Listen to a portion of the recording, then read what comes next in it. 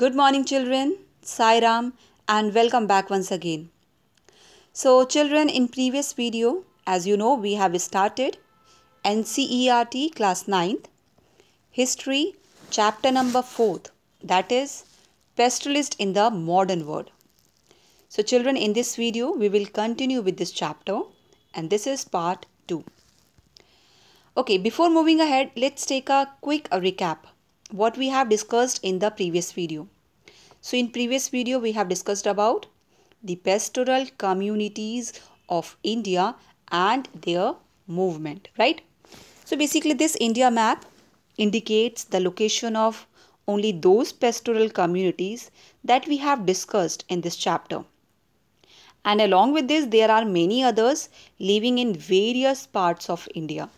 So we have discussed about Gujar Bakarwals, Gadis, Gujars, Banjaras, Dhangars, Golas, Kurumas, Kurubas, right? Okay. Now the next topic we have colonial rule and pastoral life. Basically, children, under colonial rule, the life of pastoralists changed dramatically. How? Basically, their grazing grounds, that means their pasture lands, shrank.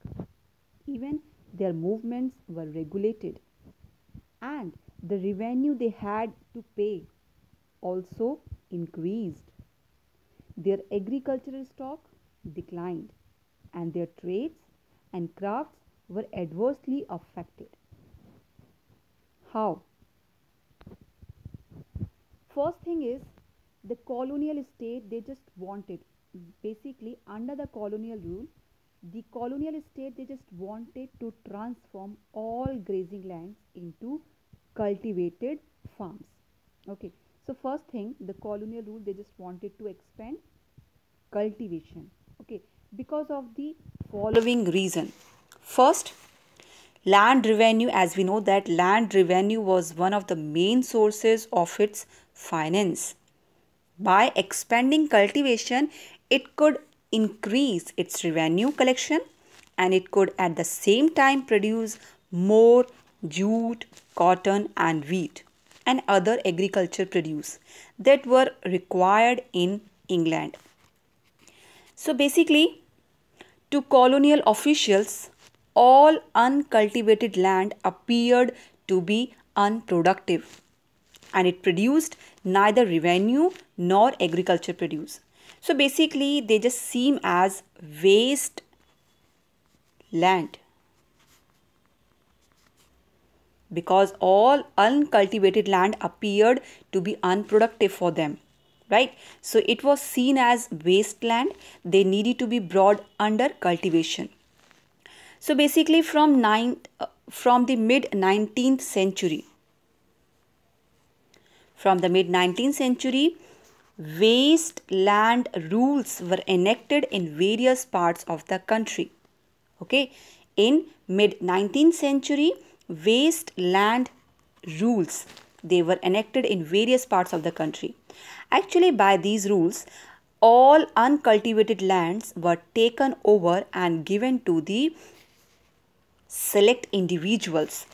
Okay, under this rule, all uncultivated lands were taken over and given to selected individuals. Basically, these individuals they were granted various concessions and encouraged to settle these lands.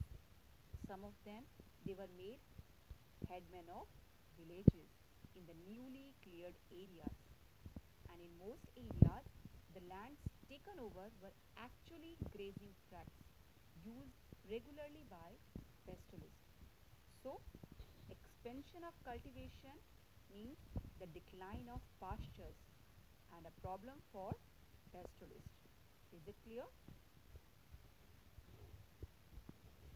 Now, next, second, passing of Forest Acts. So, by the mid 19th century, various forest acts were also being enacted in the different provinces. Actually, through these acts, some forests which produced commercially valuable timber like deodar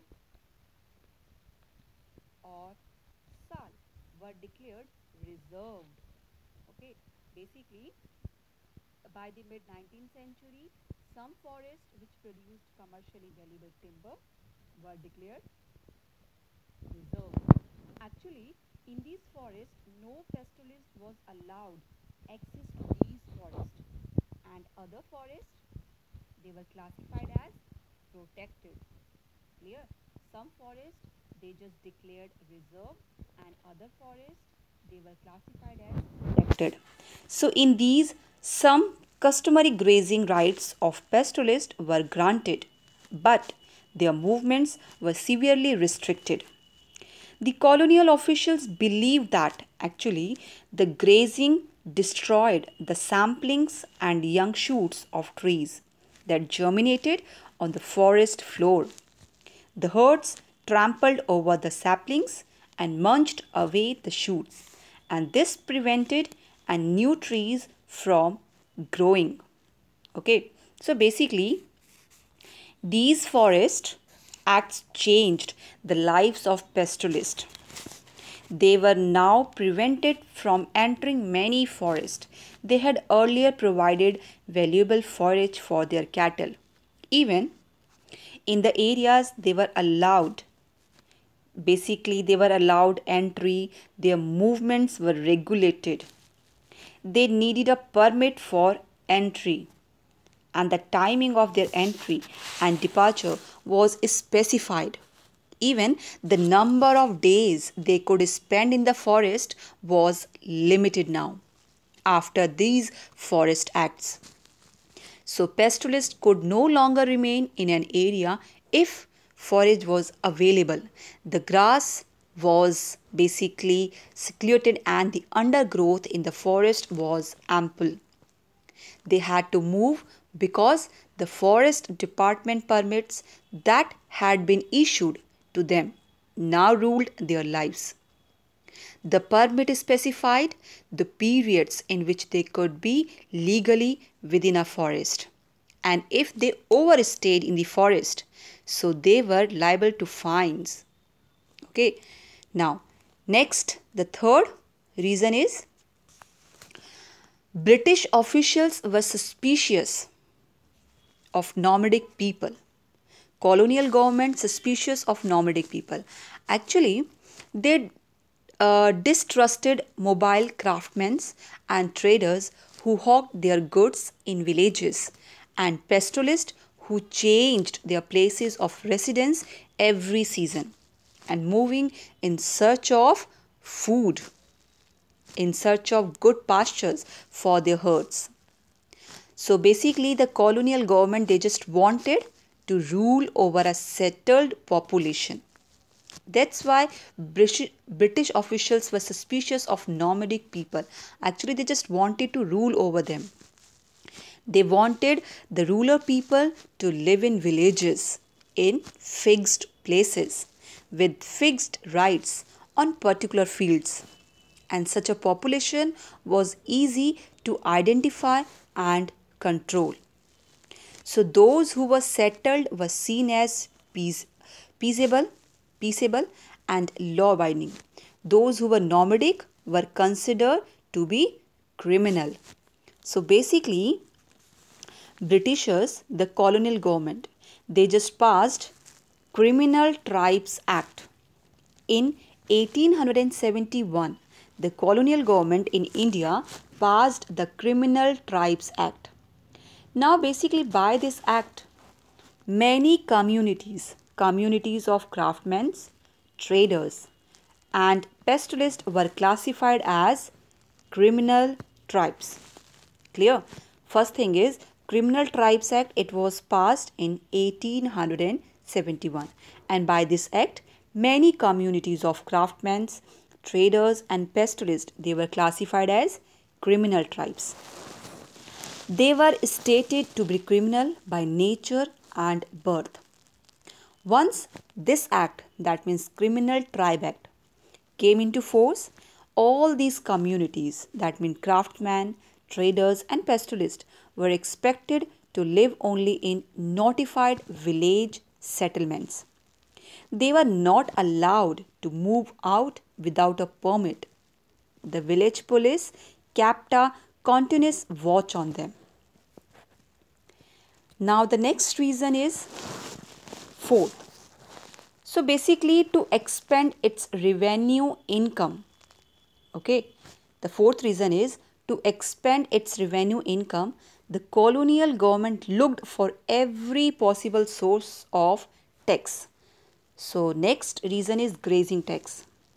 So, colonial government, they just imposed taxes on land, on canal water, on salt, on trade goods, even on animals. In most pastoral tracts of India, grazing tax was introduced in the mid 19th century. So, under this act, pastoralists had to pay tax on every animal they grazed on the pastures. Okay, grazing at that means under this act, pastoralists they had to pay tax on every animal they grazed on the pastures. In most pastoral tracts of India, grazing tax was introduced.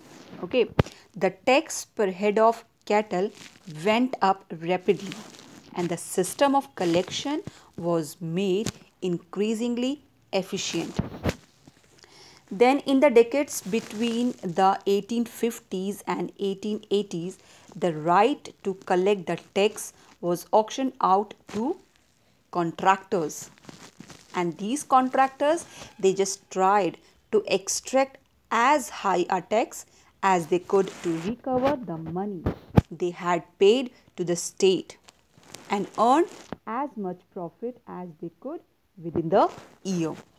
But by the 1880s, the colonial government began collecting taxes directly from the pastoralist. Clear?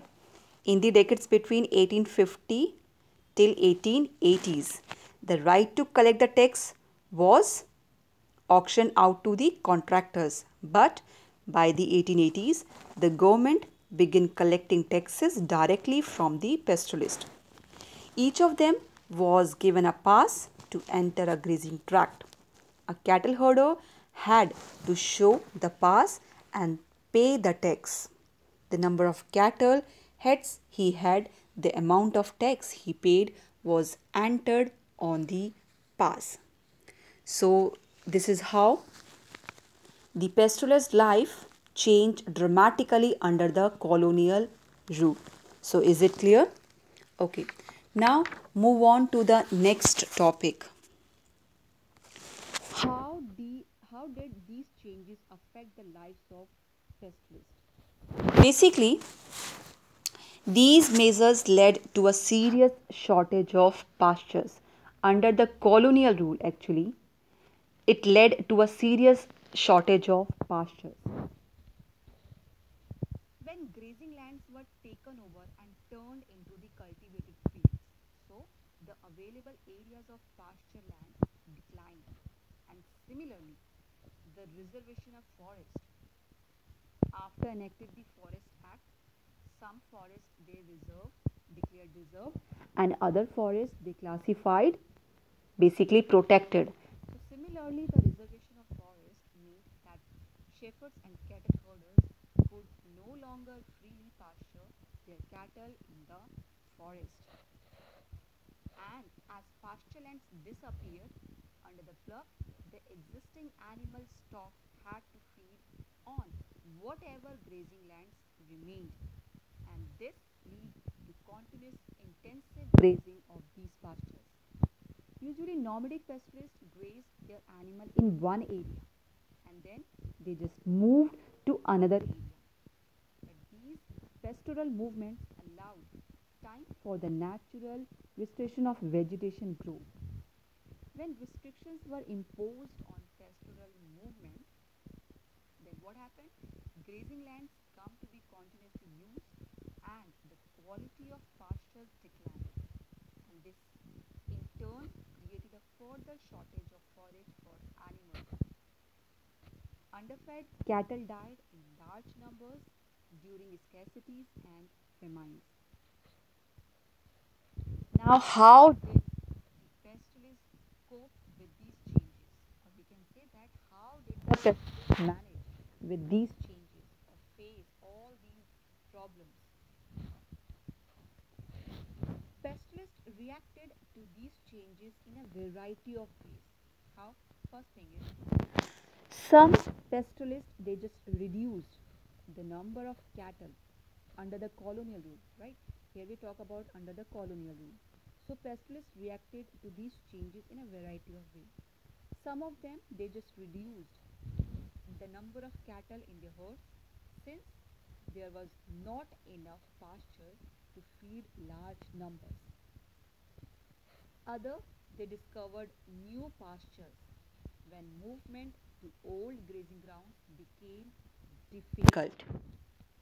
And after 1947, right, the camel and sheep herding Raikas, for instance, could no longer move into Sindh and graze their camels on the banks of Indus as they had done earlier. Basically, after 1947, the new political boundaries between India and Pakistan stopped Raikas and their movement. So they had to find new places to be. And in recent years, they have been migrating to Haryana, where sheep can graze on agricultural fields after the harvest are cut. And this is the time that the fields need manure that the animals provide. Now, over the years, some richer pastoralists they just began buying land and settling down, giving up their nomadic life. Some became settled peasants cultivating land. Others took to more extensive trading. And many poor pastoralists, on the other hand, borrowed money from the moneylenders to survive.